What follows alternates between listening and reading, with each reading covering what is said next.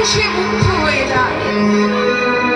আর সেই রমণীকে দেখে মুগ্ধ হয়ে গিয়ে সেই রমণীকে সবসময় সদা সর্বদা নিজের চোখের সামনে রাখতেন।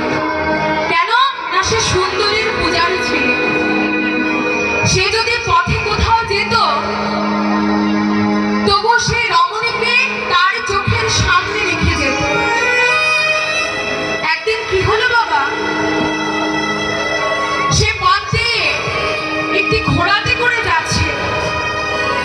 সে ঘোড়াটা চালাচ্ছে বটে, কিন্তু ঘোড়ার তার মুখের সামনে সেই রমণীটিকে বসিয়ে রেখেছে। যখন পথ মাঝে যাচ্ছে এক সাধু বাবার দেখা। যখন সাধু বাবার দেখা হলো, সাধু বাবা সে ব্যক্তিকে ডেকে বলছে, বাবা আচ্ছা তুমি এই রমণীটাকে নিয়ে কোথায় যাচ্ছ, আর কেনই বা তুমি সামনে রেখেছো? সে ব্যক্তি মৃদু হেসে বলছে যে বাবা আমি বড় সুন্দরের পূজারী, আমি সৌন্দর্যকে ভালোবাসি, আমি সৌন্দর্যে মুগ্ধ হই। এই রমণীর মতো এত সুন্দর রমণী আমি আমার জীবনে আর কখনো দেখি। তাই এই রমণীকে সদা সর্বদা আমার চোখের সামনে রাখি। সাধু বাবা মৃদু হেসে বলছো, তুমি বুঝি সুন্দরের পূজারী? তো বাবা তুমি যেহেতু এতই সুন্দরের পূজারী, তবে সেই রমণীকে কেন রেখেছো? যে রমণীকে দেখার জন্য, যে রমণীর সৌন্দর্যে মুগ্ধ হয়ে তুমি রমণীকে সামনে রেখেছো, এর থেকে কয়েকশো হাজার গুণ বেশি সুন্দর মূর্তি আমি তোমাকে দেখাবো। সে ব্যক্তিটি অবাক হয়ে গেল, অবাক হয়ে বলছে, কি বলছে, এর থেকেও সুন্দর আছে? বলছে হ্যাঁ আছে। বলে কোথায়? বলে তুমি আমার সাথে এসো। সে ব্যক্তিটির হাত ধরে নিয়ে গেল একটি মন্দিরে। মন্দিরে নিয়ে গিয়ে যখন বিগ্রহের সামনে গিয়ে দাঁড়িয়েছে, সেই ব্যক্তিটি সাধু বাবাকে ডেকে বলছে, বাবা আপনি কোন সুন্দরের কথা বলছেন? ও বাবা আপনি কোন সুন্দরের কথা বলছেন? এই যে গোবিন্দের মূর্তি, আমি তো প্রতিদিনই একে দেখি, আমি প্রতিদিন এই মূর্তিকে দেখি।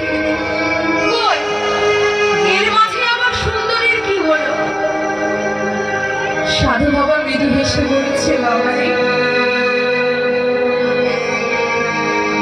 প্রতিদিন তুমি যাকে দেখো, প্রতিদিন তুমি যেই মূর্তিকে দেখো, সেই মূর্তিকে যদি একবার দেখার মতো দেখতে পেতে,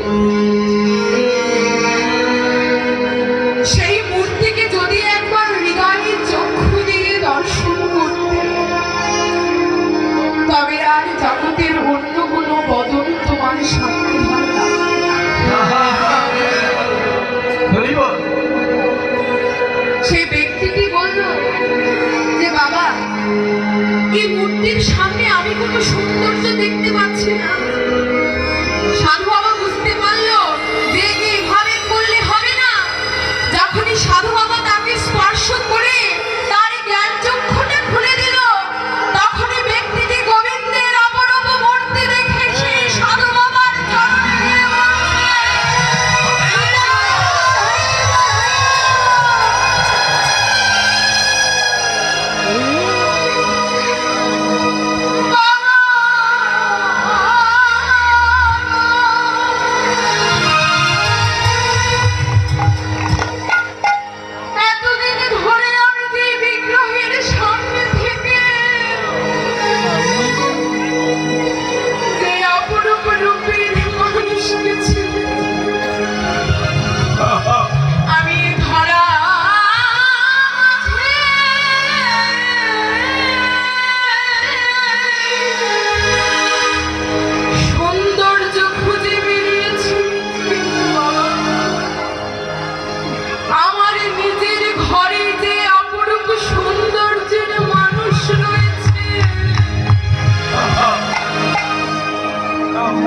যদি আমি কখনো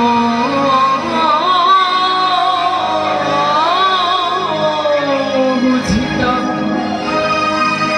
বাবা এই অপরূপ সৌন্দর্যের দেখা যদি আমি আরো অনেক আগে পেতাম, তবে তো আমি এই ধারা মাঝে আর কেটে কেটে বেড়াতাম না, এই ধারা মাঝে আর সৌন্দর্য খুঁজে বেড়াতাম না। সেদিন থেকে সেই ব্যক্তিটি সেই অপরূপ সৌন্দর্যের খোঁজ পেয়ে, সেদিন থেকে সেই ব্যক্তি সেই মন্দিরের বিগ্রহের সামনে সারাটি জীবন অতিবাহিত করে দিয়েছে। আর এই বিগ্রহের সামনে গিয়ে দুটি নয়নের জলে ফেলে বলছে, এতদিন আমি এই বিষয় সংসার নিয়ে ভুলেছিলাম,